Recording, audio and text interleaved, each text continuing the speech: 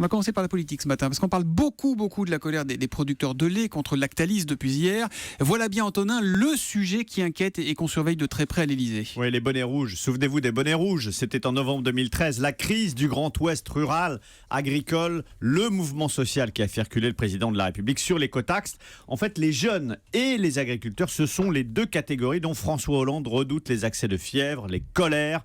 Or, le secteur agricole tout entier est en crise continue. Les éleveurs l'an dernier et cet hiver à nouveau, auquel il a fallu lâcher 500 millions d'euros. Cet été, les producteurs de fruits et légumes ont souffert.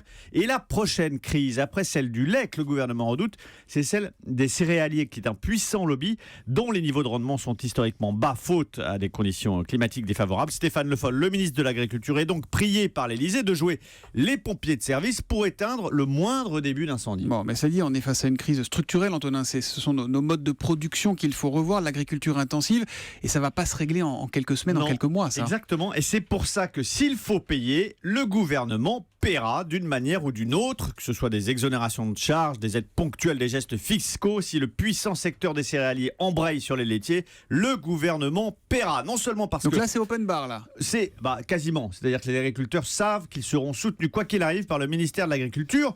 Non seulement parce que, évidemment, on redoute une flambée sociale. Les mouvements d'agriculteurs sont souvent des actions musclées, des blocages. C'est la chienlit qui met à l'épreuve l'autorité du gouvernement. Et puis derrière, le monde agricole qui souffre, c'est la France rurale qui gronde. Le million d'agriculteurs qui subsistent, qui résistent dans nos campagnes, c'est une caisse de résonance énorme dans le pays parce qu'ils sont perçus comme utiles, courageux, sympathiques, incarnant la valeur travail.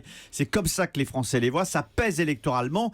Et François Hollande, lui, a épuisé son crédit auprès des agriculteurs. Il y a deux images qui l'illustrent très bien. 2012, il établit le record du temps passé au Salon de l'Agriculture. Il y est resté 12 heures. Cette année, il s'est fait huer lors de son passage. Sa visite s'est soldée par 2 blessés, 5 arrestations.